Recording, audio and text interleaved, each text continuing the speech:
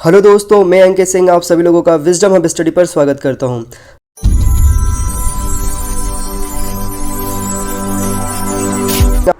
जय हिंद साथियों, मैं अंकित सिंह आप सभी लोगों का विजडम हब स्टडी पर स्वागत करता हूं। आज इस सेशन में हम जो डिस्कस करेंगे बहुत ही महत्वपूर्ण विषय रहेगा। वो विषय रहेगा एनसीसी। एनसीसी क्या है, एनसीसी में कैसे जाया जा सकता है और एनसीसी जो होता है वो कैसे किसी स्टूडेंट, किसी बच्चे की जो पर्सनैलिटी होता है उसे डेवलपमेंट करता है, कैसे ग्रूमिंग करता है। ये सारे विषयों को लेकर के हम डिस्कस करेंगे। आज जो यहाँ पर डिस्कशन के लिए जिनको मैंने इनवाइट किया है वो खुद एक एनसीसी के स्टूडेंट हैं, समय से वो पार्टिसिपेशंस कर रहे हैं यहाँ पर, तो उनको मैं यहाँ पे इनवाइट करूँगा। तो आज जो हमारे गेस्ट हैं वो है गगन परमार, जो कि एनसीसी से हैं और ये MCU माखनलाल चतुर्वेदी यूनिवर्सिटी में पत्रकारिता में अपनी ग्रेजुएशन कर रहे हैं। तो आज इनसे हम डिस्कस करेंगे, समझने की कोशिश करेंगे कि क्या होता है और एनसीसी में कैसे जाया जा सकता है और यह किस प्रकार से हमारी जो पर्सनैलिटी डेवलपमेंट है, ग्रूमिंग है, उसमें सहयोग करता है। तो मैं उनको इनवाइट करता हूँ।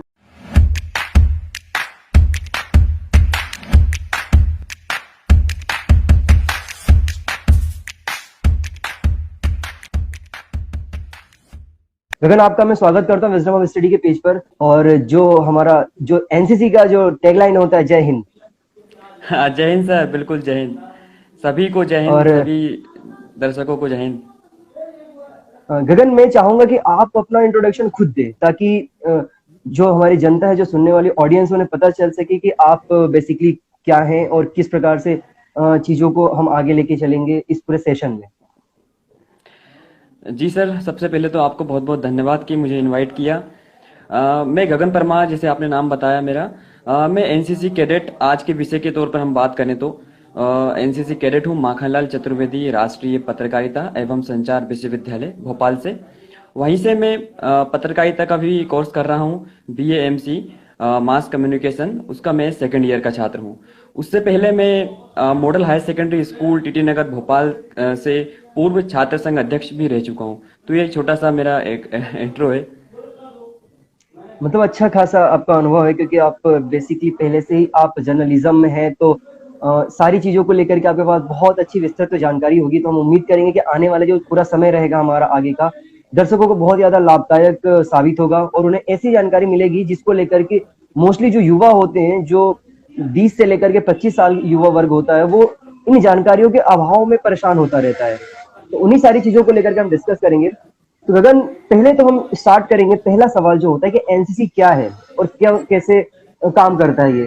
तो एनसीसी के बारे में मैं बता देता हूँ पहले। तो एनसीसी नेशनल कैडेट कोर इसका पूरा नाम होता है। इसकी स्थापना की गई थी 16 अप्रैल 1948 को स्थापना की गई थी। इसकी जो है ब्रिटिश गवर्नमेंट के द्वारा, ना कि इंडियन गवर्नमेंट के द्वारा। और जिसका जो हेड क्वार्टर है न्यू दिल्ली में है और इसके सब जोनल ऑफिसेज होते हैं, जैसे हमारे भोपाल में भी है। और इसका जो मेन पर्पस होता है वो ये होता है कि स्टूडेंट को कैसे ग्रूम किया जाए, उनकी जो ग्रुप्स होती है उनको कैसे ग्रूम किया जाए। और इसका जो ध्येय वाक्य होता है वो होता है एकता और अनुशासन, जो कि हर एक एनसीसी का जो बच्चा होता है, एस्पिरेंट्स होता है, अभ्यर्थी होता है, उसमें यह चीज हमें देखने को कॉमन मिलती है। तो यहीं से इन सारी चीजों के बाद जो मेरा पहला प्रश्न है आपके लिए वो ये है कि एनसीसी क्या है, आप बताएं हमारे दर्शकों को। बिल्कुल, जैसे कि आपने बताया कि एनसीसी का जो मोटो है वो है यूनिटी और डिसिप्लिन, एकता और अनुशासन। तो उससे ही हम समझ सकते हैं। और मैं आपको बताऊं, एनसीसी एक वॉलेंट्री ऑर्गेनाइजेशन है। मतलब कि कोई भी विश्वविद्यालय में या स्कूल में बिल्कुल भी जोर जबरदस्ती नहीं होती कि आपको ये करना ही है। ये इसको एनसीसी करने के लिए हमें स्कूल में होना आवश्यक है और विश्वविद्यालय में हम बैचलर की पढ़ाई कर रहे हो। तो एनसीसी का एम जो है, समझने के लिए, एनसीसी को समझने के लिए पहले उसके एम को हमें जानना जरूरी है कि एनसीसी क्या चाहता है, क्या देना, उनको क्या देना चाहता है। तो एनसीसी का एम ये है कि वो ये चाहती है कि भैया कोई भी स्टूडेंट आए स्कूल का या कॉलेज से जो एनसीसी लेता है, वो एक अच्छा मोटिवेटेड यूथ जिसमें लीडरशिप क्वालिटी हो और वो खुद भी मोटिवेट हो, दूसरों को भी मोटिवेट कर सके। ये उसका एक एम है। और यही एनसीसी है जो चाहती है कि हमारे नेशन को आगे बढ़ाए, यूथ को मोटिवेट करे और उसके अंदर वो सब क्वालिटी आए जो उसकी उम्र में आनी चाहिए, उसको एनसीसी देती है। इसके बाद चलिए ये तो बोला आपने, दूसरा सवाल ये आ जाता है कि एनसीसी ज्वाइन कब कर सकते हैं? क्या जैसे आपने बोला आप स्कूल से भी ज्वाइन कर सकते हैं, तो स्कूल से अगर ज्वाइन करने की बात करें, तो कौन सी कक्षा से या क्लास से ज्वाइन कर सकता है स्टूडेंट? और उसको ज्वाइन करने के लिए क्या-क्या क्वालिफिकेशंस होना चाहिए? अगर स्कूल से कर रहा है तो दूसरा प्रश्न इसी में ये है कि वो अगर कॉलेज से कर रहा है तो? कि जो हाँ, कक्षा हाँ। नवीं में हुँ, विद्यार्थी पढ़ रहा है उसको अगर एनसीसी लेना है हुँ, तो अपने हुँ, विद्यालय में जो एएनओ होते हैं, हुँ, एएनओ का अर्थ जो है जो एनसीसी से संबंधित शिक्षक अपन कह सकते हैं उनको आम भाषा में। हुँ, हर एक स्कूल हुँ, में जहाँ एनसीसी है, विश्वविद्यालय में, वहां पे एएनओ होते हैं, उनसे बात कर सकते हैं कि एनसीसी हमको ज्वाइन करना है। और विशेषकर जुलाई के महीने में, अभी कोविड काल के हुँ, समय में 2-3 महीना स्कूल लेट हुआ है, स्कूल का समय। हुँ, जुलाई के महीने हुँ, में, जून जुलाई के महीने में इसकी भर्तियां होती हैं। और स्कूल के नोटिस बोर्ड को चेक कर सकते हैं, विशेषकर अगर स्कूल में आप पढ़ाई कर रहे हैं। उसके बाद आप कॉलेज में जाते हैं, मान ली किसी कारणवश स्कूल में आप ज्वाइन नहीं कर पाए, कॉलेज में करना चाहते हैं, हुँ, तो आपको first year, bachelor first year में होना जरूरी है। और उसकी उम्र 18 से करीब 26 साल उम्र होनी चाहिए। लेकिन ये सबसे जरूरी है कि बैचलर में होना आवश्यक आवश्यक है और फर्स्ट ईयर होना आवश्यक है। फिर से मैं यही कहूंगा कि ज्वाइन करना चाहते हैं तो अपने कॉलेज के एएनओ और अपने जो हुँ, एनसीसी कैडेट्स हैं आपके कॉलेज के, उनसे आप समय समय पर बात करते रहिए और नोटिस बोर्ड चेक करते रहिए अपने विभाग का। और आपका कोई व्हाट्सएप ग्रुप हो विश्वविद्यालय का तो उसमें नोटिफिकेशन आती रहती है, वो आप हमें चेक कर लेना चाहिए। और आपने इसी में सवाल किया कि क्या जरूरत होती है, क्या उनके अंदर ऐसी क्वालिटीज हो कि एनसीसी कैडेट के रूप में उनका सिलेक्शन हो जाए। हुँ, क्वालि तो इसके लिए वही क्राइटेरिया क्या होना चाहिए इसका? हाँ, क्राइटेरिया, तो वो क्राइटेरिया विशेषकर इसमें फिजिकल टेस्ट भी होता है स्टार्टिंग में। और उसके बाद हुँ, रिटन टेस्ट होता है और उसके बाद मेडिकल टेस्ट होता है। तो जो क्राइटेरिया डिफेंस, जैसे आर्मी ज्वाइन होते हैं, आर्मी भर्तियां निकलती हैं, एक सेम तरह से उसी तरह का प्रोसीजर है पूरा। अभी हमारे विश्वविद्यालय में पिछले कुछ सप्ताह में अभी एनसीसी की प्रक्रिया, भर्ती की प्रक्रिया हुई। तो हुँ, उसमें भी हमने यही सब जो क्राइटेरिया है वो पूरा फॉलो किया गया। जैसे अब आपको बताऊं मैं कि पहले उनका फिजिकल टेस्ट हुआ। उन्होंने अपने एनरोलमेंट के लिए बताया कि हम एनरोलमेंट करना चाहते हैं एनसीसी में। उसके बाद उनको डेट दी गई कि आपका इस तारीख को इस समय इस ग्राउंड पर फिजिकल टेस्ट होना है। उनका फिजिकल टेस्ट हुआ, उसमें सबसे पहले रनिंग हुई, 1600 मीटर की रनिंग। उसमें भी 3 क्राइटेरिया रहे रनिंग में: एक्सलेंट, गुड, सेट और एक लास्ट फेल। ये रनिंग 1600 मीटर के बाद होने के बाद इसमें क्राइटेरिया को फिल किया गया। उसके बाद पुशअप्स भी होती हैं, पुलअप्स भी होते हैं, हुँ, स्क्वाट्स भी होते हैं। हुँ। और उसके बाद ये पूरी प्रक्रिया फिजिकल टेस्ट के बाद रिटन टेस्ट होता है। अब रिटन टेस्ट, अच्छा आप गगन, आपका मेरा सवाल। यहाँ पे फिजिकल पे रुकना चाहूंगा थोड़ा। जैसे आपने बोला 1600 यहाँ पे रेस होता है, मतलब दौड़ होता है, तो कितने मिनट में करना होता है 1600? पुशअप लगाना होता है तो कितना लगाना पड़ता है? पुलअप लगाना होता है तो कितना लगाना पड़ता है? और हाइट की डायमेंशंस क्या होनी चाहिए? अगर किसी बच्चे की हाइट कम है तो क्या वो जा सकता है या नहीं जा सकता? उसकी हाइट कितनी होनी चाहिए मिनिमम, जिससे वो एनसीसी में क्वालिफाइड हो जाए, फिजिकल डायमेंशन को लेकर?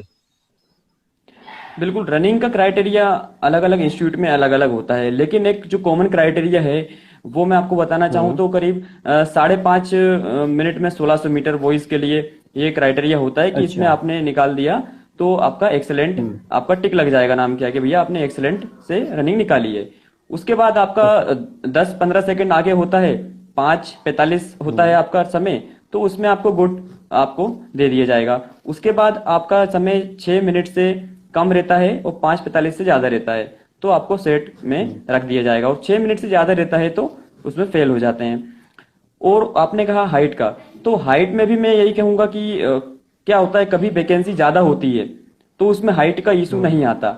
एक कॉमन जो हाइट होती है अच्छा, उसमें रख लिया जाता है, लेकिन वैकेंसी कम तो होती है। कॉमन कॉमन हाइट कितनी मानी जाती है इसमें? 165 सेंटीमीटर इसको ओके। कॉमन मानते हैं। और मैंने जैसे भी कहा कि वैकेंसी अगर ज्यादा होती है तो हाइट का कोई इशू आता नहीं है, लेकिन अगर वैकेंसी कम है और पार्टिसिपेंट ज्यादा है तो उसमें फिर हाइट का इशू आता है। अच्छा, अमूमन कितना वैकेंसीज आती होंगी एक कॉलेज में, अगर बात करें तो, कि कितने सीट वैकेंट आते हैं, ताकि ये ज्यादा लोगों को पार्टिसिपेशन या ज्यादा लोगों को इसमें जाने का मौका अवसर मिल सके। मेरा सवाल ये है कि अगर जब एक कॉलेज में जब नया एडमिशन का बैच आता है तो उस बैच में तकरीबन 1800 से लेके 1000 तक बच्चे होते हैं। तो मेरा सवाल ये है यहाँ पर कि यदि एक कॉलेज होता है, इस कॉलेज में क्या होता है कि जो नंबर्स होते हैं स्टूडेंट वो ज्यादा होते हैं। तो जब नंबर ज्यादा होते हैं तो कितने वैकेंसीज आती है ये आप मुझे बताएं ताकि हमारे जो ऑडियंस है उनको पता चल सके। सर वैकेंसीज का भी जो है कि हर साल कोई फिक्स नहीं होता कि इतनी वैकेंसी हम्म। आना ही आना है। जैसे कि इस बार हम्म। हम बात करें तो माखनलाल विश्वविद्यालय की बात करें, उसमें करीबन 10 वैकेंसीज थी। और पिछले ओके। साल जब भर्तियां हुई तो हम्म। उसमें तकरीबन 19 से 20 कैडेट्स को लिया गया। तो भर्ती इस हम्म। चेंज होती रहती है क्राइटेरिया। और अलग अलग विश्वविद्यालयों में ऐसा नहीं है कि किसी एक में चेंज हो रहे हैं, सब में हर साल चेंज होता रहता है। 10, 20, 25 इतनी भर्तियां होती रहती हैं। अच्छा, तो ये इसका होता है मतलब क्राइटेरिया अगर बात करें। अच्छा, इसमें टेस्ट का किस प्रकार का प्रोसीजर होता है आप उसके बारे में बता दीजिए। किसका सर? रिटर्न टेस्ट का प्रोसीजर क्या होता है? हमने फिजिकल चीजों को तो देख लिया, फिजिकल चीजों में रिटर्न टेस्ट टेस्ट को लेकर क्या होता है? और दूसरी चीज मैं एक और चीज ऐड करना चाहूंगा इसमें कि क्या इसमें लड़कियां भी जा सकती हैं, और अगर लड़कियां जाती हैं तो उनके लिए क्या क्राइटेरिया होता है यहाँ पर? फिजिकल जो टेस्ट होता है उसको लेकर के क्या वो पुरुषों के समान होता है, वो भिन्न होता है उनसे थोड़ा सा? सर लड़कियां भी बिल्कुल इसमें एनसीसी ज्वाइन कर सकती हैं। और उनका जो फिजिकल क्राइटेरिया होता है उनका भी सेम होता हम्म। है। बस विशेषकर हम्म। यही है कि फिजिकल क्राइटेरिया में भी डिपेंड करता है कि कौन कौन से इंस्टीट्यूट में कितनी भर्तियां हैं, उस पर भी डिपेंड करता है ये। लेकिन फिजिकल क्राइटेरिया बिल्कुल सेम होता है। उनको कहा जाता है कि आपका फिजिकल क्राइटेरिया भी सेम है, सेम तैयारी आपको करके आनी है। और रिटर्न टेस्ट की जब बात करें सर, तो रिटर्न टेस्ट भी वैसा ही होता है जैसे कि आर्मी भर्तियों में जिस तरह के सवाल पूछे जाते हैं, जीके से संबंधित, करंट अफेयर से संबंधित, डिफेंस में एक जो रैंक होती है, रैंक क्राइटेरिया जो होता है उससे संबंधित पूछ लिए हम्म। जाते हैं। या कोई चेंजेस हुआ है बड़ा रैंक में, आर्मी चीफ चेंज हुए हैं, इस तरह के करंट अफेयर जो चल रहे हैं वो पूछ लिए जाते हैं। यह एक कॉमन जीके क्वेश्चन टाइप, जैसे मैं आपको बताऊं उदाहरण के तौर पर कि सचिन तेंदुलकर जो क्रिकेटर हैं उनकी रैंक क्या है एयरफोर्स में। सब जानते हैं एयरफोर्स में फोटो हम्म। वायरल होती रहती है उनकी वर्दी में, तो उनकी रैंक क्या है। महेंद्र सिंह धोनी की रैंक क्या है। इस तरह के क्वेश्चन भी पूछ लिए जाते हैं। उसके बाद खेल से संबंधित, मतलब कि पूरा जीके और आर्मी, एयरफोर्स, नेवी, डिफेंस से संबंधित प्रश्न पूछे जाते हैं। अच्छा, तो ये सारे सवाल यहाँ पर अमूमन पूछे जाते हैं जिसकी हमें कल्पना मतलब जो मेन परिदृश्य में आते रहते हैं। ठीक है। अच्छा, इसमें मेरा जो नेक्स्ट क्वेश्चन है वो ये है कि ये जो मतलब एनसीसी की जो क्लास ये होती हैं, कौन सी कक्षा से, ये तो आपने बता दिया था मुझे। यहाँ पर एनसीसी ज्वाइन करने की जो उम्र सीमा होती है वो क्या होती है, ये आप मुझे थोड़ा सा बताएं। क्योंकि जब जो बच्चा 9th क्लास में होता है जैसा आपने बताया, वहां पर तो उसकी उम्र अगर हम बात करें तो 13 से 14 साल का होता है वो। तो आप मुझे उम्र को बिल्कुल लेकर के बताइए कि उम्र को लेकर क्या क्या यहाँ पर क्राइटेरिया किस प्रकार का होता है? सर, उम्र को लेकर भी स्कूल और कॉलेज में दो अलग अलग क्राइटेरिया हैं। स्कूल में हम्म। अगर कोई ज्वाइन करना चाहता है तो मैंने कहा कि कक्षा 9वीं से। और नॉर्मली हम्म। जो उम्र होती है कक्षा 9वीं के विद्यार्थी की वो 13 वर्ष होती है। तो 12.5 से करीबन 18 वर्ष तक के उम्र के जो बच्चे हैं वो स्कूल में पढ़ाई कर रहे हैं और कक्षा 9th में हैं, वो ज्वाइन कर सकते हम्म। हैं, स्कूल में एनसीसी ले सकते हैं। और बात करें कॉलेज में, तो कॉलेज में मैंने कहा कि बैचलर फर्स्ट ईयर में होना जरूरी है। तो उसमें अगर आपकी उम्र 18 साल है और 26 साल के बीच में है तो आप एनसीसी ज्वाइन कर सकते हैं। अच्छा। अच्छा, यहाँ पर एक मेरा नेक्स्ट जो सवाल है वो ये है कि एनसीसी में जाने से का जो भी यहाँ पर प्रोसीजर होता है, उस प्रोसीजर के बाद यहाँ पर एक, जैसे आपने पूछा था कि इसमें कुछ करंट अफेयर से चीजें पूछी जा सकती हैं, तो आप मुझे ये बता दें कि एनसीसी में कितनी विंग्स होती हैं और ये विंग्स क्या होती हैं, कैसे कार्य करती हैं? जैसे कि अगर एनसीसी की बात करते हैं यहाँ पे तीनों डिफेंस फोर्सेस आ जाती हैं, चाहे आर्मी हो, नेवी हो या एयरफोर्स हो बिल्कुल। जाए। हम्म। तो यहाँ पर विंग्स का क्या वैल्यू होता है? यहाँ पर विंग्स किस प्रकार कार्य करते हैं, किस प्रकार से उनका कैडेट होता है, ये सारी चीजें आप मुझे बताएं। बिल्कुल सर, यहाँ पे भी जिस तरह से हम डिफेंस में देखते हैं कि हमारी थल सेना होती है, वायु सेना होती है और नौसेना होती है। उसी तरह यहाँ पर भी सर हम्म। 3 विंग्स होती है। एक विंग होती है आर्मी विंग, दूसरी एयरफोर्स विंग और तीसरी नेवल विंग। तीनों की जो वर्दी ओके। होती है, यूनिफॉर्म होती हम्म। है, उनका रंग भी अलग होता है। जैसे सर हम बात करें हमारी आर्मी विंग का, तो उसमें खाकी वर्दी पहनते हैं। उसके बाद बात करें सर हमारी नेवल विंग, तो उसमें सर सफेद यूनिफॉर्म, व्हाइट यूनिफॉर्म पहनते हैं। और उसके बाद बात करें एयरफोर्स की, तो उसमें लाइट ब्लू कलर की यूनिफॉर्म पहनते हैं। और सर इसमें भी आप तिरंगे, जो हमारा एनसीसी का फ्लैग है, उसमें भी 3 रंग, आपने कभी देखा हो गौर से, तो उसमें 3 रंग होते हैं। वो तीनों रंग तीनों विंग को दर्शाते हैं सर। लाल रंग होता है वो दर्शाता है आर्मी को। और जो डीप ब्लू कलर का होता है, जो मिडिल में होता है, वो नेवी को दर्शाता है। और जो लाइट ब्लू कलर का होता है सर, वो एयरफोर्स हम्म। विंग को दर्शाता है। तो ये 3 विंग होती है सर एनसीसी में सर।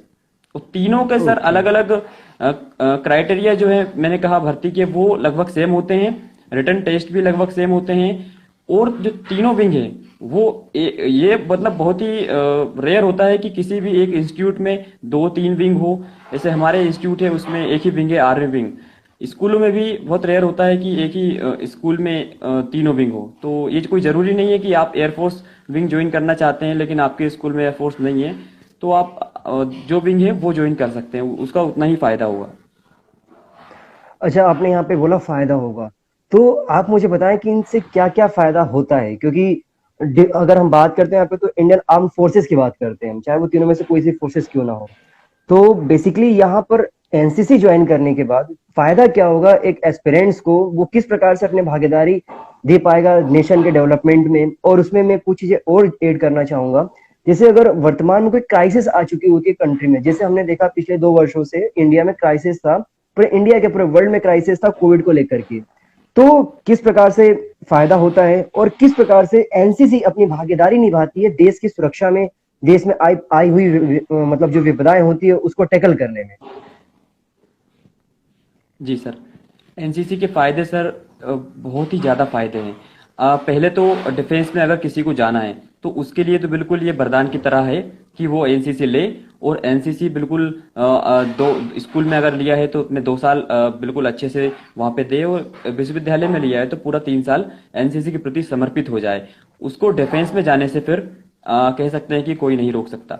एनसीसी में अगर वो जाएगा तो उसकी पर्सनालिटी डेवलपमेंट के साथ साथ वहां से वो एक जो डिसिप्लिन जो लेके आएगा, और एक जो नेचर जो उसको वहां पे काम आने वाला है, तो वो वहां से वो सीखेगा। सोशल सर्विस जो हम कहते हैं कि हम करना चाहते हैं लेकिन हमें अपॉर्चुनिटी नहीं मिलती, हमें पता नहीं होता कैसे करना है, कौन से ग्रुप के साथ करना है, हम चाहते हैं कि हमें कोई साथ ही मिल जाए तो हम करें। तो ये पूरा यहाँ पे एनसीसी कैडेट जो हैं वो सभी मिलकर ये सब करते हैं। जैसे आपने कोरोना काल का बताया, तो उसमें हमारे इंस्टीट्यूट के साथ साथ पूरे देश में जितने भी कैडेट्स हैं सभी ने महत्वपूर्ण भूमिका निभाई। कैसे निभाई? पहले तो उन्होंने लोगों को जागरूक किया। बाजारों में जो लोग घूम रहे थे बिना मास्क लगाए, सर आपको बताऊं कि अखबार में भी एक ही फोटो आया कि हमारे जो कैडेट्स हैं वो पुलिस वालों को बता रहे हैं कि मास्क पहनिए। मतलब पुलिस हम्म। वाले जो हैं वो बैठे हुए हैं, उनको कह रहा है मास्क पहनिए, और उन्होंने मास्क पहना, उनका सम्मान किया। ये कोरोना काल में उन्होंने काम किया। उसके बाद लोगों को खाना पहुंचाना, खाना बनवाना और सही जगह पहुंचाना, वो भी आप सब जानते हैं सर किस तरह से रूट पूरे चेंज हो गए थे, रूट चेंज हो गए थे, रूट बंद हो गए थे, लोग डर रहे थे। लेकिन एनसीसी हम्म। कैडेट्स ने बिल्कुल ये भूमिका निभाई। उनको ये मोटिवेशन कहाँ से आया? उनको ये मोटिवेशन जो उन्होंने सीखा, जो उन्होंने फील्ड पे दिया, जो उन्होंने ग्राउंड पे दिया, जो उन्होंने अपने सीनियर से सुना, वो उनको ये मोटिवेशन, उस मोटिवेशन ने उनको ये करवाया। तो आप सोच सकते हैं कि एनसीसी बिल्कुल निडर बना देती है व्यक्ति को। सर मैं भी जब एनसीसी ज्वाइन किया था, मुझे भी इतनी कोई जानकारी नहीं थी, लेकिन जब मैंने ज्वाइन किया तो मैं आप तक कई लोगों को मोटिवेट करता हूँ, कोशिश करता हूँ कि ज्यादा से ज्यादा जो एलिजिबल लोग हैं वो एनसीसी बिल्कुल ज्वाइन करें। गगन, जैसे आपने बोला कि बहुत सारे काम किए एनसीसी ने, तो मैं जानना चाहूंगा आपके अनुभवों को या आपके कार्यों को जो आपने कोविड के समय किया, अपने शहर में रह करके अपने शहर से बाहर के लोगों को किस प्रकार से आपने मदद किया। मैं ये भी जानना चाहूंगा कि ऐसे अगर आप एनसीसी में ना होते तो क्या आप इन सब चीजों को कर पाते या नहीं कर पाते? बिल्कुल सर, जब लॉकडाउन हुआ तो जिस तरह से परिस्थितियां बदली, पहली लहर में तो कोई इतना कहर नहीं था, लेकिन जब दूसरी लहर में परिस्थितियां ऐसी बिल्कुल घातक हो गई कि हम टीवी देखना तक लोगों ने बंद कर दिया, न्यूज देखना तक बंद कर दिया, अखबार पढ़ना बंद कर दिया। तो उस समय मेरे मन में यही सवाल आया कि आने वाली जनरेशन या हम खुद ही जब कोरोना काल चला जाएगा 10-15 साल बाद जब बात करेंगे, तो एक सवाल आएगा कि आपने इस महामारी में लोगों के लिए क्या किया, तो हम क्या जवाब दे पाएंगे। तो हम्म। इसी सवाल ने मुझे सहयोग ग्रुप, जिसका अभी जितने भी साथी लोग जुड़े हैं उनमें से कई जानते होंगे, जो इंस्टाग्राम, फेसबुक सभी पर सहयोग ग्रुप अवेलेबल है, उसके माध्यम से मैं जुड़ा, हमारे कॉलेज के सीनियरों के माध्यम से ही। और उसमें जब मैं जुड़ा तो उसमें स्टार्टिंग में मैंने देखा कि यहाँ पे कैसे काम हो रहा है, ऑनलाइन घर बैठकर कैसे हम लोगों की मदद कर सकते हैं। ये मैंने सोचा भी नहीं था ऐसे घातक समय में। हमको लग रहा था भैया उस समय दिक्कत है ऑक्सीजन की, वो तो सिर्फ ऑक्सीजन ही कर सकती, हम घर बैठ के क्या कर सकते हैं, ये लोगों के मन में सवाल था। मेरे मन में भी यही सवाल था। लेकिन मैं जुड़ने के बाद वहां पे मैंने देखा कि कई फेक न्यूज चलाई जा रही हैं जो लोगों को परेशान कर रही हैं। अगर सही न्यूज पहुंचनी चाहिए व्यक्ति के पास, सही एड्रेस पहुंचना चाहिए कि भैया भोपाल में 3 जगह ऑक्सीजन मिल रही है, लेकिन पता चल रहा है कि 5-6 जगह फेक वायरल हो रहा है, और वो जो जिसको चाहिए वो उनको कॉल कर रहा है, जिनके पास है ही नहीं वो कह रहा है भैया रॉन्ग नंबर। तो हमने कहा क्यों ना पहले इनको फोन लगाया जाए, सबको वेरीफाई किया जाए और सोशल मीडिया के माध्यम से बताया जाए कि जो ये वायरल हो रहा है ये फेक है। सबसे पहला काम हमने ये शुरू किया। उसमें करीब 10 से 15 दिन ये काम हुआ हमारा, और उसके बाद मुझे प्लाज्मा टीम में ऐड कर लिया गया। प्लाज्मा टीम, उसका काम यह था कि जिन लोगों को प्लाज्मा की नीड है उनकी रिक्वेस्ट आती है ग्रुप में, और उनको पहले वेरीफाई करना पड़ता है कि इनको नीड कब है, या नीड ऐसा तो नहीं कि फुलफिल हो गई, अभी भी मैसेज वायरल हो रहा है ग्रुपों में। अगर उनको रियली नीड है, उसके बाद उनको खोजना जो कोरोना से ठीक हो चुके हैं और उनको मोटिवेट करना, क्योंकि उस समय डर ऐसा था कि कोई घर से बाहर नहीं निकलना चाहता था। कौन चाहेगा कि मैं अभी कोरोना से ठीक हुआ हूं 10-15 दिन पहले, 14 दिन पहले, और मैं फिर से अस्पताल में जाऊं जहां से मैं मुश्किल से बच के आया, या मुझे भगवान का शुक्र है कि मुझे ज्यादा कुछ हुआ नहीं। तो उनको मोटिवेट करना, ये काम सर घर बैठकर फोन कॉल पर किया। एक एक दिन में सर 200-200, 250-250 कॉल करे सर। ये मोटिवेशन जो आया बिल्कुल तो एनसीसी से आया सर। मतलब वही है कि सारी चीजों के पीछे जो कहा जाता है ना कि एनसीसी बेसिकली स्टूडेंट की पर्सनैलिटी को ग्रूम करती है। तो वहां से लोगों को आप कैसे मनाते हो जो लोग डर रहे थे, और कैसे आपने एक दिन में 200-200, 300-300 लोगों को कॉल किया, ये शायद एनसीसी ने ही आपको सिखाया। अदरवाइज अगर शायद एनसीसी के आप पीरियड ना होते तो आप भी छोड़ देते, क्या करना है मुझे, मैं क्यों परेशान हूँ दूसरों के लिए, ये सोच के आप भी शायद छोड़ देते जैसे बाकी के लोगों ने छोड़ा। बिल्कुल सर। बहुत ही अच्छा मोटिवेशन वाली आपने अपने जो कार्य बताया, शायद उसको सुनकर के हमारे जो भी श्रोता रहेंगे इस वीडियो को, इस लाइव सेशन को इंस्टाग्राम पर देख रहे हैं या फिर बाद में यूट्यूब पर देखेंगे, डेफिनेटली बहुत ज्यादा मोटिवेट होंगे और सो देखेंगे कि जब पूरी देश दुनिया बंद थी तब कैसे कुछ युवाओं ने मिलकर के एक अनुशासित तरीके से लोगों को मदद करने का प्रयास किया और उसमें सार्थक भी रहे। इसी का परिणाम है कि आज हमें बहुत ही अच्छी स्थिति में आ चुके हैं, पूरे देश एक बहुत ही अच्छी स्थिति में आ चुका है। गगन, इसमें जो हमारा नेक्स्ट जो प्रश्न है मेरा, वो ये है कि एनसीसी का सिलेबस क्या होता है। जब वो टेस्ट में कोई बच्चा अपीयर होना चाहता है तो वो किस प्रकार से अपनी टेस्ट की तैयारी करे, 9वीं क्लास से भी और ग्रेजुएशन के बाद में दोनों टेस्ट में लेवल कैसे बदल जाता है, ये आप मुझे बताएं और हमारे दर्शकों को भी बताएं।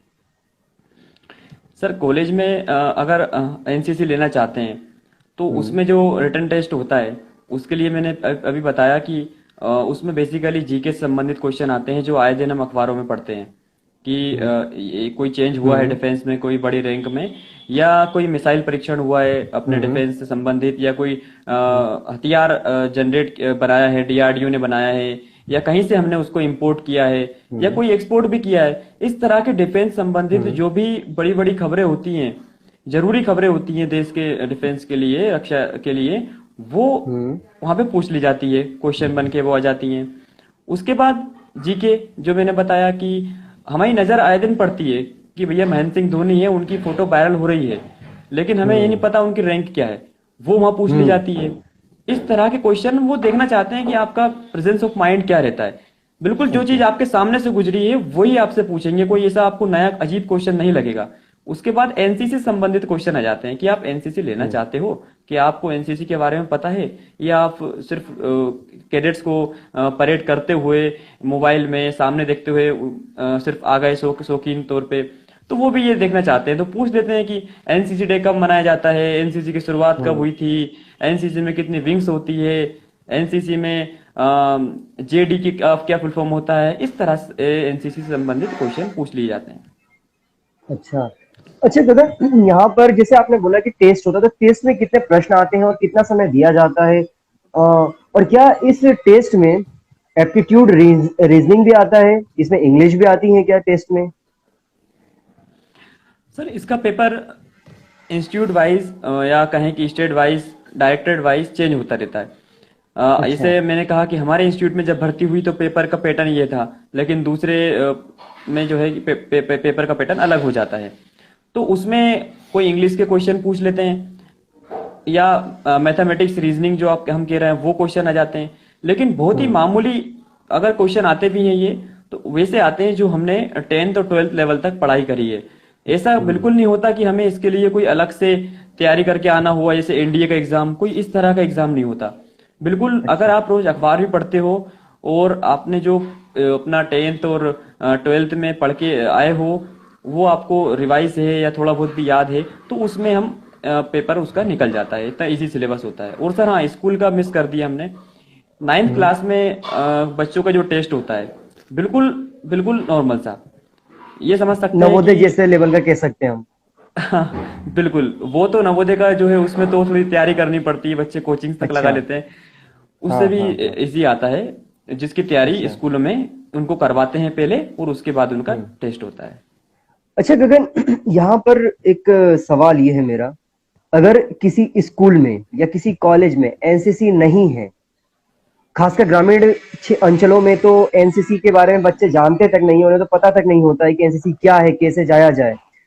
तो स्कूल अंचलों में, ग्रामीण अंचलों में और स्कूल कॉलेजेस में यदि एनसीसी नहीं है, तो कोई बच्चा कैसे इसमें पार्टिसिपेट करे, कैसे इसमें ज्वाइन हो सके? ये बताएं आप हमें और दर्शकों को भी। अगर स्कूल में एनसीसी ज्वाइन करना चाहते हैं लेकिन अपने स्कूल में नहीं है, तो उसका तो सर हम्म। दूसरा विकल्प नहीं है। उसके लिए फिर आपको स्कूल के बाद कॉलेज का इंतजार करना होगा कि अब कॉलेज में ही लेंगे। अच्छा। जैसे कि ओके। किन्हीं के स्कूलों में नहीं होती है तो वो कॉलेज में हम्म। लेने का प्रयास करते हैं। और अगर हम्म। कॉलेज में एनसीसी नहीं है, जिस कॉलेज में हम हम्म। पढ़ रहे हैं, तो उसमें सर क्या होता है, जैसे भोपाल शहर की बात करें तो इसमें माखनलाल चतुर्वेदी यूनिवर्सिटी में एनसीसी है। लेकिन अगर हम्म। यहाँ पे नहीं होती मेरे इंस्टीट्यूट में, लेकिन मुझे करना हम्म। होता, तो कुछ हम्म। इंस्टीट्यूट भोपाल में ऐसे हैं, जैसे हमीदिया कॉलेज हुआ या एमबीएम हम्म। कॉलेज हुआ। यहाँ पे हम्म। ओपन भर्तियां होती हैं। पिछले वर्ष अच्छा। हमारे कॉलेज में भी ओपन भर्तियां हुई थी। उसमें कोई भी हम्म। बच्चा किसी भी शहर का कॉलेज में फर्स्ट ईयर का हो और वो आके अपनी भर्ती दे सकता है। तो ओपन भर्तियां भी निकलती हैं। इसके लिए हमें सोशल मीडिया पर देखना पड़ सकता है, या पुराने जिन इंस्टीट्यूट में ऐसा रहा हो कि हाँ ओपन भर्तियां निकलती रही हो, उनसे हम हम्म। जुलाई के महीने में, अगस्त सितंबर के महीने में उनसे जुड़कर उनसे पता कर सकते हैं कि आपके कॉलेज में ओपन भर्तियां हैं क्या। तो हम्म। जी बिल्कुल, ऑप्शन है उनके पास। जिनके इंस्टीट्यूट में एनसीसी नहीं है वो ले सकते हैं दूसरे इंस्टीट्यूट में ओपन भर्ती में। ओके। मतलब ऐसा कोई बाउंडेशन नहीं कि आपके कॉलेज में नहीं है तो आप नहीं ले सकते? बिल्कुल सर, कोई बाउंडेशन नहीं। अच्छा, अब ये तो हो गया। एक सवाल मेरा ये है कि कितने वर्ष, मतलब कितने वर्ष ड्यूरेशन का इनका पूरा एनसीसी का कोर्स होता है? और क्या इनमें भी जैसे जो हम देखते हैं डिफेंस में एक वो हायरार्की होता है पोस्ट का, तो क्या एनसीसी में भी इस प्रकार का कोई हायरार्की होता है क्या पोस्ट का? ये भी आप मुझे बताएं। हाँ सर, आपके पहले सवाल का उत्तर ये है कि अ, अगर स्कूल लेवल पे हम एनसीसी कर रहे हैं, जो 9वीं क्लास में हमने लिया, तो वहाँ पे हम्म। सर 2 साल का पूरा कोर्स होता है। 2 साल की पूरी हम्म। एनसीसी होती है। उसको कंप्लीट हम्म। करने के बाद सेकेंड ईयर जब हमारा आता है कॉलेज में, स्कूल में 10th में जब हम आते हैं, हम्म। उस समय हमारा ए सर्टिफिकेट एग्जाम होता है। अच्छा। उसको हम पास कर लेते हैं तो ए सर्टिफिकेट सर्टिफिकेट हमें मिल जाता है। उसको बोलते हैं ए हम्म। सर्टिफिकेट आम भाषा में। उसमें भी ग्रेड होती हैं, कौन से ग्रेड हम्म। से आपने पास किया है वो अपने स्कोर पर निर्भर करता है। उसके अच्छा। बाद कॉलेज में 3 साल का पूरा कोर्स होता है। कॉलेज में 3 साल हम्म। का, स्कूल में 2 साल का। फर्स्ट ईयर बिल्कुल बेसिक कोर्स रहेगा। बेसिक एनसीसी का जो सिखाया जाएगा फर्स्ट ईयर में। सेकेंड ईयर हम्म। में हमें एक कैंप कंपलसरी करना बिल्कुल होता है, एक कैंप करना कंपलसरी होता है। और सेकेंड ईयर में हमारा बी सर्टिफिकेट एग्जाम होता है। अच्छा, चाहे सेकेंड ईयर में आपने, बी सर्टिफिकेट। हाँ, चाहे आपने ओके। स्कूल में ए सर्टिफिकेट एग्जाम दिया हो या नहीं दिया हो, इससे हम्म। कोई फर्क नहीं हम्म। पड़ता, डायरेक्ट आप सीधा अच्छा। कॉलेज में बी सर्टिफिकेट प्राप्त कर सकते हो एनसीसी लेकर सेकेंड ईयर में। और सर इसके ओके। बाद तीसरा साल जब आता है तो उस तीसरे साल में एग्जाम होता है सी सर्टिफिकेट का। हम्म। उस सी सर्टिफिकेट का एग्जाम आपने पास कर लिया, आपका रिजल्ट आ गया, तो आपकी एनसीसी वहीं से कंप्लीट हो जाती है।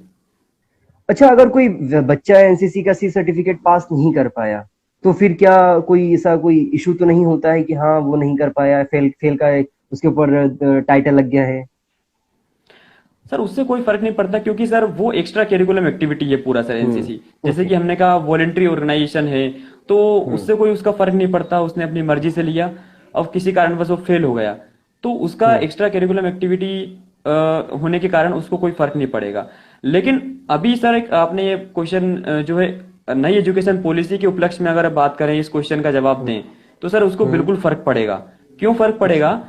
कि सर जैसे कि हमारे इंस्टीट्यूट की बात करें माखनलाल यूनिवर्सिटी की, तो 5 सब्जेक्ट हम्म। होते हैं एक सेमेस्टर में। तो 5 हम्म। में से सर एक सब्जेक्ट जो होता है वो इलेक्टिव सब्जेक्ट होता है, कि हमें चुनना होता है कि हमें कौन सा सब्जेक्ट पढ़ना है। तो हम्म। उसमें भी एनसीसी अभी हुआ है। अगर आप एनसीसी चुन हम्म। लेते हो और आप एनसीसी में ही फेल हो गए, तो आप अपने हम्म। एक सब्जेक्ट में कॉलेज के फेल मान लिए जाओगे। अच्छा।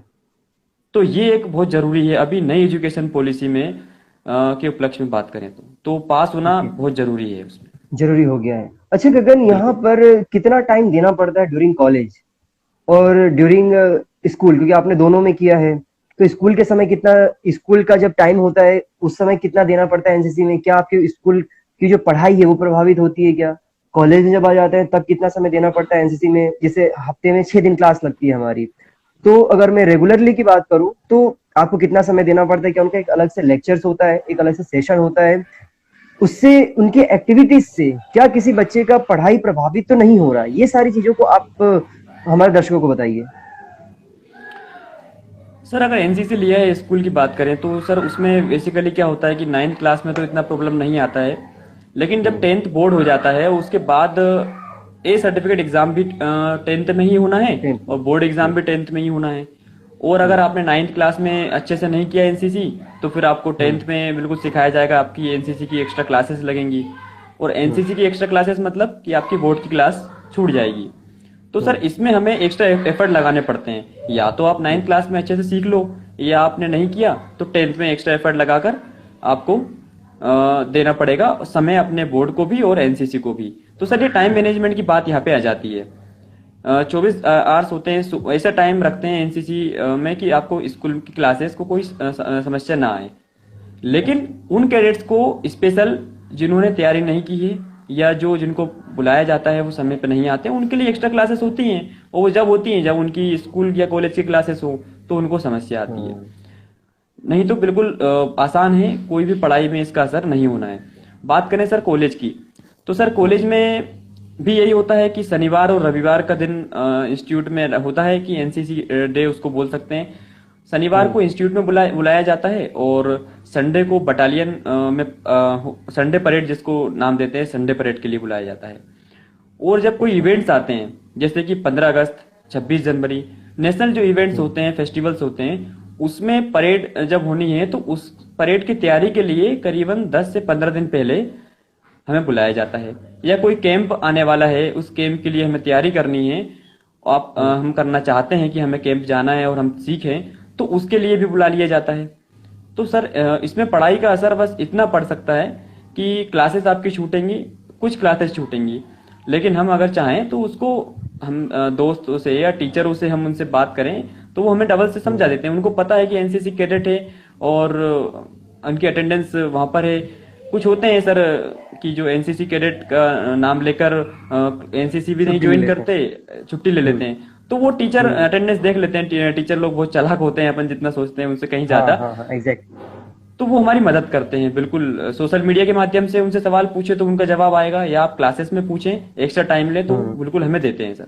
तो उसमें मुझे नहीं लगता कि इसमें पढ़ाई में कोई उसका प्रभाव पड़ता है। और सर, अच्छा, सबसे जरूरी बात अंत में कहूंगा कि स्वामी विवेकानंद जी जो हमारे युवाओं के आदर्श हैं, वो प्रणेता है। खुद कहते हैं कि वो खुद कहते हैं कि सच्ची शिक्षा वही है जो अपना चरित्र निर्माण कर सके। तो आपका चरित्र निर्माण एग्जैक्टली। हो रहा है, उससे अच्छी और क्या शिक्षा है? जो हम पढ़ा रिजल्ट के लिए पढ़ते हैं या पास होने के लिए पढ़ते हैं, वो तो सर जानते हैं कि नोट्स आए, रटा, पढ़ लिया। लेकिन जो चरित्र निर्माण आपका हुआ है तो वो जीवन भर हमें लाभ देगा।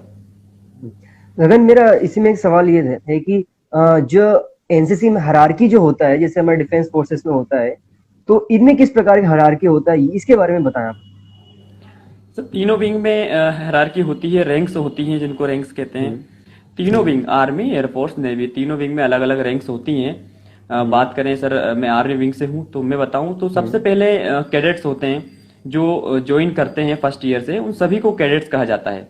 वहां पे अच्छा। स्टूडेंट्स नहीं होता, गर्ल्स नहीं होता, बॉयज नहीं होता, वहां पे सभी कैडेट्स।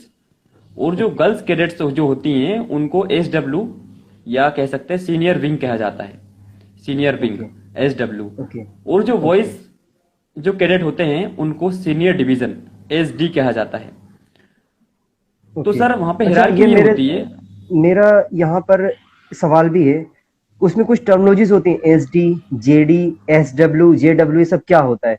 तो इन्हें भी आप थोड़ा विस्तार में बता दीजिए, क्योंकि मुझे लगता है कि इसी से सारे से जुड़ा हुआ शब्द है ये पूरा का पूरा टर्मिनोलॉजी। बिल्कुल सर, स्कूल में हम बात करें तो जो वॉइस कैडेट्स होते हैं स्कूल में तो उनको जेडी हम्म। कहा जाता है, अच्छा। Junior division. ओके। और जो गर्ल्स कैडेट होती हैं स्कूल में उनको हाँ। जूनियर विंग कहा जाता है। जे सेम डब्ल्यू। कॉलेज में होता है, जूनियर ओके। रिप्लेस कर देता है सीनियर को स्कूल में। जब ओके। हम आते ओके। हैं कॉलेज में तो जो वॉइस कैडेट होते हैं उनको हम कहते हैं JD, okay. SD, senior okay. Division. और जो गर्ल्स ओके। कैडेट होती हैं कॉलेज में उनको एसडब्ल्यू कहते हैं, सीनियर विंग। तो सर हिरार्की की हम्म। हम बात कर रहे थे। फर्स्ट ईयर में सब एनरोल हुए कैडेट्स, उनको हम्म। सभी को कैडेट्स कहा जाता है। उसके बाद सेकेंड ईयर में रैंक डिस्ट्रीब्यूट होती हैं हमारे हम्म। जो पिछला हमारा स्कोर रहा है, हमारी जो भी गतिविधियां रही हैं उसके आधार पर। हम्म। तो उसमें करीब ओके। 7 से 8 रैंक्स होती हैं तीनों विंग में। जिसमें सर हम एलसीपीएल, जिसको हम कहते हैं lance corporal, corporal, sergeant, CQMS, company quarter master sergeant, CSM, company sergeant major, under officer, senior under officer. सबसे हम्म। बड़ी जो रैंक होती है सर सीनियर अंडर ऑफिसर होती है। ओके। इसमें हमें जिस तरह से हम देखते हैं पुलिस की वर्दी, उसमें स्टार रहते हैं, 2 स्टार, 1 स्टार। तो यहाँ पर भी हम्म। सर स्ट्रिप्स रहती हैं जो कंधे पर लगाई जाती हैं अलग अलग रैंक के हम्म। हिसाब से। तो इसमें भी सर बिल्कुल हिरार्की होती है और हमारे एक्सपीरियंस जो हम सीख के आए हैं उसके आधार पर हमें रैंक मिलती जाती है। अच्छा। अच्छा गगन, यहाँ पर इन पूरे 3 साल के ड्यूरेशन के दौरान यदि कोई बच्चा इसको गिव अप करना चाहता है एनसीसी की पूरे ड्यूरेशन, पूरे अपने प्रैक्टिस से, तो क्या वो कर सकता है क्या? और अगर वो कर देता है तो क्या उसे किसी प्रकार का कोई ऐसा मतलब टाइटल या टैग तो सर्टिफिकेट तो नहीं मिल जाता है कि ये उससे बाहर हो गया है, या उसके किसी उसका जो रिज्यूमे बनेगा आगे फ्यूचर में जाकर के उस पर कोई प्रभाव डालेगा? ये सारी चीजें जानना चाहेंगे हमारे दर्शक। बिल्कुल सर, ऐसा कोई भी ऐसा इशू नहीं है। कोई भी अगर एनसीसी कभी भी छोड़ना चाहता है तो वो छोड़ सकता है। अगर उसने फर्स्ट ईयर में लिया है और 2-3 महीना ही उसने दिया है और किसी कारणवश छोड़ दिया, तो हम्म। उनको सिर्फ एक लेटर लिखना होगा, अपना कारण बताना होगा कि क्यों छोड़ना चाहते हैं और एनसीसी छोड़ना चाहते हैं। वो एक एप्लीकेशन लिखकर अपने एएनओ को उन्होंने सबमिट करी और उसी दिन से वो जब उनका वो एप्लीकेशन जो है अप्रूव हो जाएगी उसके बाद से वो बिल्कुल एनसीसी कैडेट नहीं रहेंगे। उनको कोई भी टैग नहीं लगेगा, कोई भी उनको आगे दिक्कत नहीं आएगी। और अगर उन्होंने सेकेंड ईयर कर लिया, उनका बी सर्टिफिकेट एग्जाम हो गया, उसके बाद वो हम्म। छोड़ना चाहते हैं तो उनका सर्टिफिकेट ऐसा नहीं कि वापस ले लेंगे, उनका सर्टिफिकेट बिल्कुल वो हम्म। अपने साथ ले जा सकते हैं, सेकेंड ईयर उन्होंने किया है तो। और थर्ड ईयर में अगर उन्होंने छोड़ दिया बी के बाद, हम्म। बी सर्टिफिकेट के बाद, हम्म। तो भी वो बिल्कुल छोड़ सकते हैं, कोई टैग नहीं लगेगा उनको, बी सर्टिफिकेट उनको मिल जाएगा। जब भी चाहें जिस अच्छा। भी स्थिति में छोड़ सकते हैं। हम्म। अच्छा। अच्छा गगन, अब यहाँ पर जैसे आपने बोला A certificate, B certificate, C certificate, इन सभी सर्टिफिकेशंस का जैसे अगर कोई वैकेंसीज आती हैं डिफेंस फोर्सेस में, उनमें इनका क्या इंपॉर्टेंस है, क्या महत्व रखेंगे ये सारे सर्टिफिकेट? क्या इस सर्टिफिकेट से कोई एक्स्ट्रा वेटेज मिलता है, कोई एक्स्ट्रा मार्क्स मिलता है, क्या स्पेशल एंट्रीज होती है इनकी? और अगर एंट्रीज होती हैं तो किस प्रकार से पार्टिसिपेशन कर सकते हैं, और अगर किसी एनसीसी कैडेट का कोई स्टूडेंट या कोई एस्पिरेंट्स जाता है एसएसबी इंटरव्यू देने के लिए, तो उनके लिए क्या यहाँ पर एक्स्ट्रा प्रिविलेजेस होते हैं, कुछ ये सारी चीजें बताइए आप।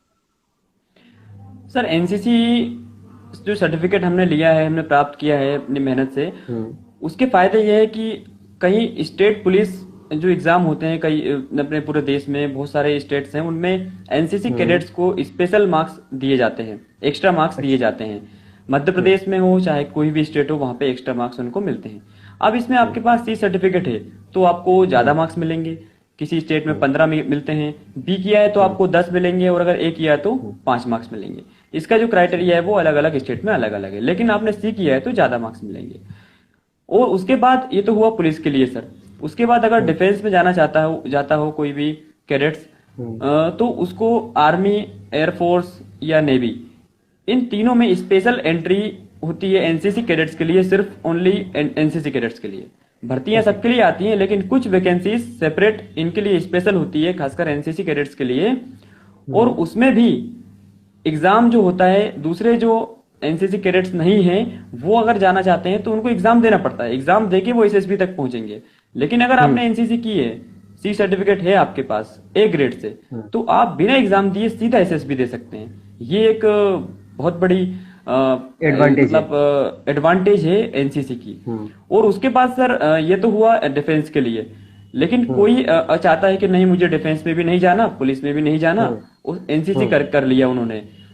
हम्म। तो मैं बताऊं, जो बड़ी बड़ी कंपनीज होती हैं, जितनी बड़ी बड़ी देश में कंपनीज हैं, वो अपने जो हम्म। सिक्योरिटी ऑफिसर्स रखती हैं या सिक्योरिटी में टीम उनकी रहती है, हम्म। उनमें आपको वरीयता दी जाएगी अगर आप एनसीसी कैडेट हो। और चौथी बात, ओके।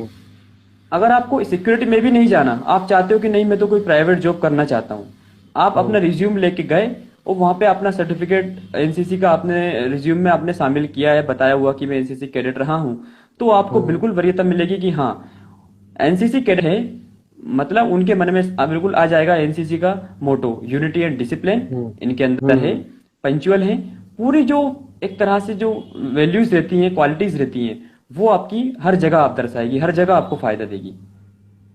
एग्जैक्टली वो दर्शाएगा कि आप में कैसे एक लीडरशिप क्वालिटी है, कैसे आप सभी लोगों को एक साथ लेकर के चल सकते हो, आप में वो डिसिप्लिन है कि आप टाइम के इतने पंचुअलिटी के साथ काम करोगे और ना कभी विलंब करोगे। वो आपकी जो पर्सनैलिटी है उसमें दिखाएगा वो, इसलिए हर जगह शायद इनकी डिमांड होती है, और बिल्कुल। इसीलिए इनके पोस्ट भी कम निकाले जाते हैं, और जो इनमें चयनित होते हैं डेफिनेटली वो उनका जो चरित्र होता है वो अलग दिखाई देता है। बिल्कुल सर। गगन, यहाँ पर मेरा सवाल ये रहेगा, क्या कोई बच्चा जब एनसीसी ज्वाइन करता है तो उसमें बहुत सारे हम देखते हैं कि उनके ड्रेस लगते हैं, बहुत सारी चीजें कैरी ऑन करनी पड़ती है, और वो कैंप में जाते हैं, तो पहला सवाल इन सब चीजों में लेकर के है कि क्या एनसीसी के लिए कोई एक्स्ट्रा फीस देनी पड़ती है? उनके जो यूनिफॉर्म्स आते हैं उन यूनिफॉर्म के लिए क्या उन्हें खुद खर्चा करना पड़ता है, या फिर कहीं से उन्हें सहायता मिलता है कॉलेज और यूनिवर्सिटी से?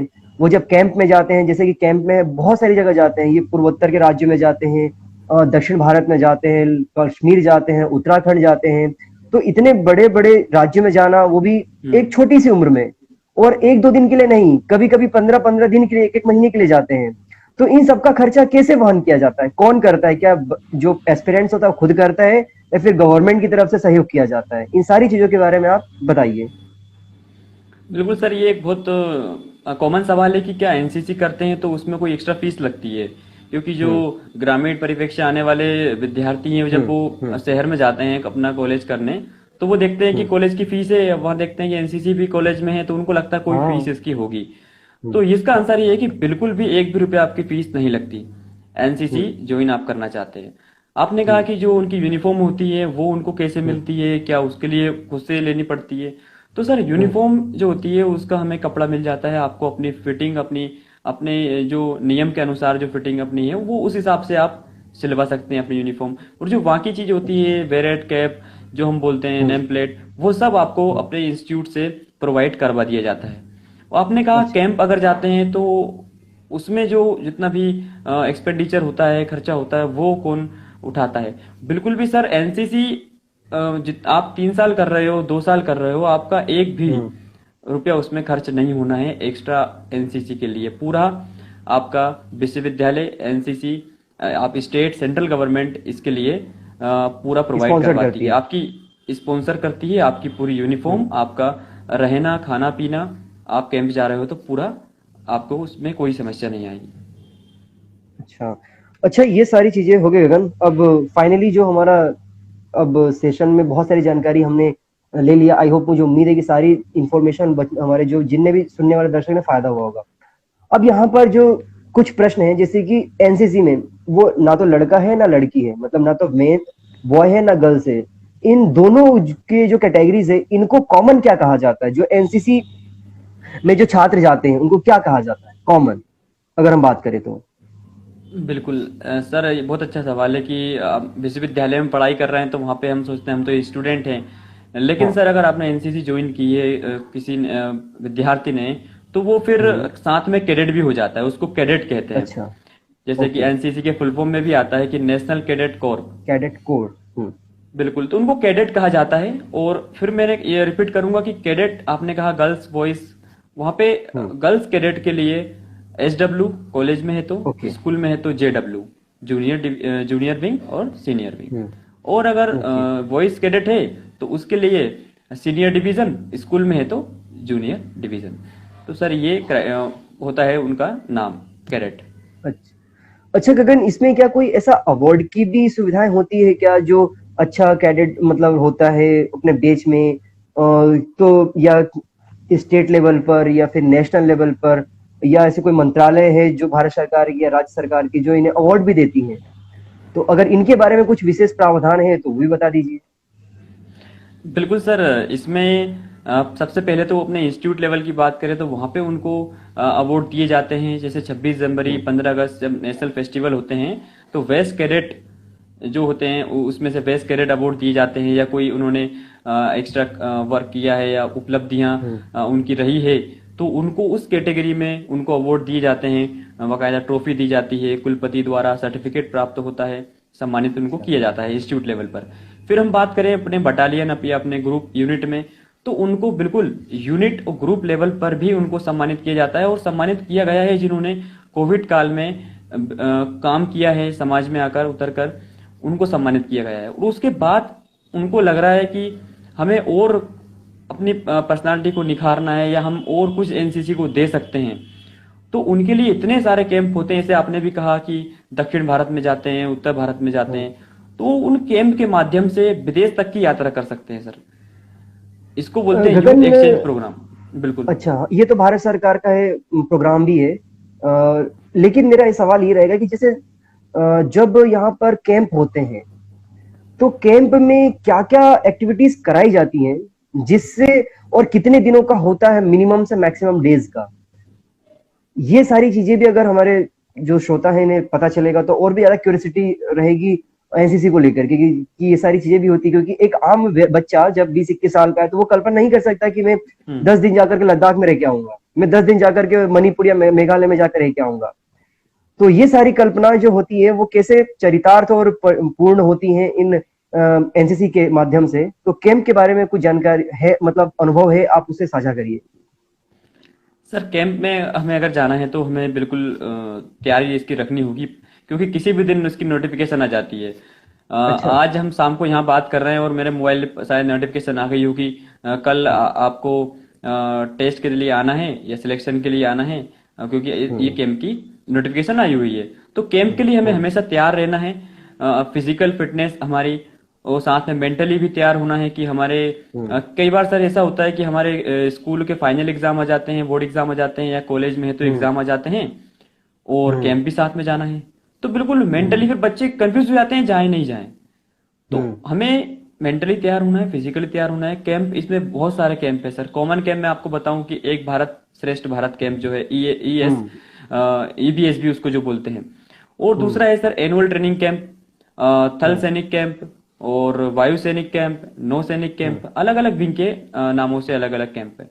लीडरशिप कैंप, उसके बाद आरडीसी जो रिपब्लिक डे कैंप, सबसे बड़ा कैंप जिसको माना जाता है आरडीसी, हम्म। रिपब्लिक डे हम्म। कैंप। इस तरह से कई सारे कैंप होते हैं सर। इनमें सभी में उनका सिलेक्शन होता है, सिलेक्शन प्रोसेस होती है, उस सिलेक्शन प्रोसेस को पूरा करने के बाद हम जब कैंप चले जाते हैं, तो सर बेसिकली आपने कहा कैंप कितने दिन के होते हैं? सर अलग अलग हम्म। कैंप के सर अलग अलग डेज होते हैं सर। कोई कैंप ओके। सर करीब 30 दिन का भी होता है सर। जैसे आरडीसी है तो उसमें 14 दिन का क्वारंटाइन भी इस बार करेंगे कैडेट्स को, तो उसमें हम्म। जो डेज है वो बढ़ जाएंगे। इस तरह से कोई कैंप 10 दिन के होते हैं सर। ट्रैकिंग कैंप होता है सर एक, वो 9 से 10 हम्म। दिन का होता है सर। तो सर कैंप में जब जाते हैं तो उनको क्या होता है कि पूरे देश से कैडेट्स आते हैं, हम्म। तो उनका वहां पे ये मोटिव होता है कि जब पूरे देश से अलग अलग कोने से देश के आए हैं कैडेट्स, तो वो एक दूसरे से हम्म। कुछ सीख सके। तो वहां पे सर कुछ हम्म। कंपटीशन भी हो जाते हैं, ड्रिल कंपटीशन हम्म। हो जाते हैं, या हम्म। कल्चरल एक्टिविटीज वहां पे हो जाती है। तो बच्चा वहां पे हम्म। एक कैडेट जो है पूरा सीख कर आता है, ताकि उसको ये लगे नहीं कि यार मैं एमपी मध्य प्रदेश से गया हूं तो उसको वैसा का वैसा, जैसा वो गया वातावरण वैसा का वैसा लेके आ जाए। ऐसा नहीं होता सर। वो हम्म। बहुत कुछ सीख के आता है, उसके मन में रोमांच होता है जाते समय भी और आते समय भी। और जब वो आता है तो वो बताता है जर्नी, तो दूसरे कैडेट भी बहुत मोटिवेट होते हैं। एग्जैक्टली यही जो है डाइवर्सिटी और कि इंडिया है, जो मतलब जो डाइवर्सिटी इंडिया की उसकी यूनिटी को दिखाता है कि वहां पर अलग अलग राज्यों से अलग अलग क्षेत्र से फूल जाते हैं और मिला करके गुलदस्ता बनाते हैं। और जब बिल्कुल वहां सर। से जब वो वापस आते हैं तो उसी गुलदस्ता की जो खुशबू है, मतलब जो चरित्र है और जो ग्रूमिंग है, वो अपने क्षेत्र में आकर के बिखेरते हैं। और उसी का परिणाम हमें सामने दिखाई देता है कि कोविड जैसी महामारी में भी किस प्रकार से नेशनल कैडेट कोर के जो एस्पिरेंट्स हैं, जो अभ्यर्थी हैं, वो देश के लिए लोगों को बचाने के लिए अपना पूरा का पूरा समय देते हैं। और उसके माध्यम से आज हम इतनी अच्छी स्थिति में आ पाते हैं। ये वही एक जो कहा जाता है ना, diversity is a unity of India, ये नेशनल कैडेट कोर बकायदा बखूबी उसको चरितार्थ कर रहा है। गगन, यहाँ पर हमने लगभग सारे प्रश्नों के जो भी हमारे क्वेरीज होती हैं एनसीसी को लेकर के, हमने संभवतः सभी को कवर कर लिया है। यदि यहाँ पर किसी को और भी कोई प्रश्न है तो वो कमेंट सेक्शन में लिख दें, और इस सेशन को हम यहाँ पर समाप्त करेंगे। और सवाल रहेंगे, उनको सवालों के जवाब गगन बकायदा कमेंट सेक्शन में दे देंगे। गगन, आपका बहुत बहुत शुक्रिया। और भविष्य में फिर से हम किसी अन्य विषय पर, बिंदु पर चर्चा करेंगे, जिसके माध्यम से हम प्रयास कर सके कि हमारे जो अभ्यर्थी गण हैं, जो भी बच्चे हैं, जिसमें किसी प्रश्नों को लेकर के, किसी क्षेत्र को लेकर के कोई डाउट्स होता है, जानकारी का अभाव है उनके पास, हम उनसे जानकारी को लेकर के आए और प्रयास करें कि कैसे हम एक ऐसी इंफॉर्मेशन लोगों के पास पहुंचा सके जिससे पर्सनैलिटी डेवलपमेंट हो सके। और ये जो जैसे एनसीसी ये आपके कैरियर में भी भागीदारी निभाएगा। उसी प्रकार से बिल्कुल। उसी प्रकार से जो चीजें हैं हम आगे कंटिन्यू करेंगे। गगन, अगर आप कोई मैसेज देना चाहेंगे हमारे ऑडियंस को, बकायदा आप अपने मैसेज दीजिए, फिर इसके बाद हम इस सेशन को यहीं पर समाप्त करेंगे। बिल्कुल सर, मैं एक घटना जरूर बताना चाहूंगा अंत में कि हम्म। एनसीसी की जो भूमिका बताएगा, एनसीसी का जो महत्व बताएगा। भारत हम्म। और पाकिस्तान का 1965 में जब युद्ध हुआ, तो उसमें हम्म। उसको हम अगर गौर से पढ़ें, अध्ययन करें उस युद्ध के बारे में, तो उसमें हम्म। एनसीसी की बहुत बड़ी भूमिका रही। बहुत बड़ी हम्म। भूमिका। ऐसे नहीं कि उन्होंने हम्म। हथियार चलाए या सामने जाके लड़े, जो ग्राउंड के पीछे, जो कहते हैं ना हम्म। पर्दे के पीछे, जब जरूरत हम्म। पड़ी, जब हमारे सैनिक पूरे बॉर्डर पर थे, जो उनको हम्म। फर्स्ट एड की आवश्यकता होना है, या हम्म। सामान को सप्लाई करना है, सामान आया हुआ है उसको खाली करवाना हम्म। है, या हम्म। युद्ध क्षेत्र को वहां पे गांव को खाली कराना है, लोगों को सही हम्म। इंफॉर्मेशन देना है, इसमें हम्म। बिल्कुल बहुत बड़ी भूमिका रही। और उस समय ये चर्चा भी उठी सर कि क्या एनसीसी को कंपलसरी कर दिया जाए, क्योंकि एनसीसी की भूमिका उस समय इतनी ज्यादा रही कि उस समय अशोक चक्र से सम्मानित किया गया एक एनसीसी कैडेट को। ये हम्म। आप समझ सकते हैं कि कितना कितना बहुत बड़ा एनसीसी। प्रेस्टिजियस अवार्ड होता है अशोक चक्र तो हमारे डिफेंस फोर्सेस में। बिल्कुल। और अब मैं सर यही मैसेज दूंगा सभी को कि आप अगर गगन, एलिजिबल यहाँ हैं। पर एक और प्रश्न यहाँ पर आया हुआ है हमारे पास कि हाइट क्या होना चाहिए। तो हाइट के लिए तो हम पहले भी बता चुके थे, लेकिन फिर भी आप इस प्रश्न के जो उत्तर है उसे रिपीट कर दीजिए। क्या हाइट भी कोई इशू होता है क्या? देखिए, हाइट इसमें बिल्कुल इशू होता है। अगर हम कहें कि नहीं होता है तो ये बिल्कुल हम्म। सही उत्तर नहीं रहेगा। लेकिन इसमें कभी कभी क्या होता है कि भर्तियां जब ज्यादा होती हैं, तो और जो अभ्यर्थी हैं वो कम होते हैं, तो उसमें हाइट का इशू नहीं होता। उसमें आपकी हाइट हम्म। देखते भी नहीं है। लेकिन ज्यादा छोटी है आपकी ओके। हाइट, तो वो जरूर यहाँ पे ध्यान में रखी जाएगी। वो इसमें हाइट का जब मैं बताऊं तो सर 165 सेंटीमीटर हम्म। क्राइटेरिया इसमें कॉमनली रहता है, देखिए लेकिन इससे हम कम है कॉमन मान आप। सकते हैं, हम मान सकते हैं कॉमन कि आपको 165 होना ही है, क्योंकि आपने जैसा बताया था यहाँ पर कि 10 से 15 पोस्ट आती है बस, और यहाँ पे पार्टिसिपेंट जो होते हैं वो उससे बिल्कुल कई गुना ज्यादा होते हैं, तो डेफिनेटली आपको 165 तो होना ही पड़ेगा, ये आपका मिनिमम हाइट क्राइटेरिया है। हाँ इसके अलावा अगर आपको कोई और प्रश्न है तो आप मुझे कमेंट सेक्शन में लिख दीजिएगा, गगन उसके जवाब दे देंगे रिटर्न फॉर्म में। आप अपना जो मैसेज है वो हमारे पब्लिक के पास कन्वे करिए। सर, मेरा मैसेज यही है कि हमने जो चर्चा करी एनसीसी के बारे में, कि उसमें हम्म। कितना कुछ मतलब कितनी कितनी बड़ी मतलब उसमें सीमा है कि हम चर्चा को आगे बढ़ाएं तो खत्म ना हो। तो कितनी बड़ी हम्म। दुनिया है ये, कि कॉलेज लाइफ में हम वर्दी पहन रहे हैं, और जब हम हम्म। जाते हैं, बस में जाते हैं, बाइक से आते हैं, सबकी नज़र हम पे होती है, वो पूछते हैं हम्म। हमसे। तो और हम सीखते हैं, हमारी जो हेयर स्टाइल हो जाती है वो अलग हो जाती है, हम्म। कपड़ों का पहनने का तरीका अलग हो जाता है। कॉलेज हम्म। में सब हमें एक आइडेंटिटी रखते हैं कि एनसीसी कैडेट है, तो हमसे हम्म। बात करते हैं और हम हमारी रिस्पेक्ट करते हैं। तो वहां से जो हम्म। एक मन में मनोबल आता है, जो एक मोटिवेशन आता है कि नहीं अब इसको कायम हम्म। रखना है हमें, ऐसा नहीं कि हम्म। एनसीसी हो गया उसके बाद फिर हम हम्म। बदल जाएं, उसको हम कायम रखेंगे। और उसको कायम रखने का जब हमारा जब प्रयास रहता है तो वही हमें सफलता की ओर ले जाता है। उसी समय ये बिल्कुल। पीक समय होता है सर कि जो कॉलेज के बाद हमें जब नौकरी की तलाश होती है या हमारा कोई लक्ष्य होता है, तो हमें चाहिए कि हम हम्म। पंचुअल हो, डिसिप्लिन हो, एकता हो, हम जिनके साथ रह रहे हैं उनके बीच में हम एकता से रहें, रिस्पेक्ट करें। तो ये हम पहले से सीख के आए हैं, तो हमें इतना कोई समस्या आती नहीं है। तो एनसीसी ज्वाइन करना बिल्कुल, मैं तो कहूंगा कि जिसके कॉलेज में है, वो फर्स्ट ईयर में है, या कोई छोटे भाई बहन हैं, जूनियर्स हैं, उनको मोटिवेट करें। और जो भी कोई प्रश्न रहे तो वो हमसे सोशल मीडिया के माध्यम से पूछ सकते हैं, या अंकित सर विजडम ऑफ स्टडी पे आप मैसेज करें, बिल्कुल आपको जवाब मिलेगा। बिल्कुल, आपने बहुत ही एक सार्थार्थ कह सकते हैं जो समरी है वो दिया है।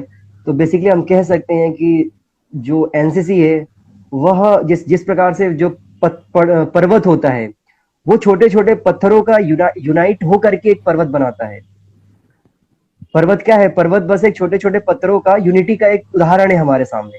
सेम उसी प्रकार से एनसीसी या अन्य जो भी स्टूडेंट विंग्स हैं जो कि पर्सनल डेवलपमेंट का काम करते हैं, छोटे-छोटे पत्थर ही हैं जो कि देश को एक बहुत बड़ी यूनिटी के रूप में ले जाकर के काम करेंगे, और उसको जैसे जो कहा जाता है ना, किसी भी देश की जो दशा और दिशा उस देश के युवा निर्धारित करते हैं। तो ये दशा दिशा जब युवाओं के पास जानकारी अच्छी होगी, उनका अनुशासन अच्छा रहेगा, तो डेफिनेटली कोई भी देश किसी भी देश से किसी भी क्षेत्र में पीछे नहीं रहेगा। बहुत अच्छा जानकारी दिया गगन आपने।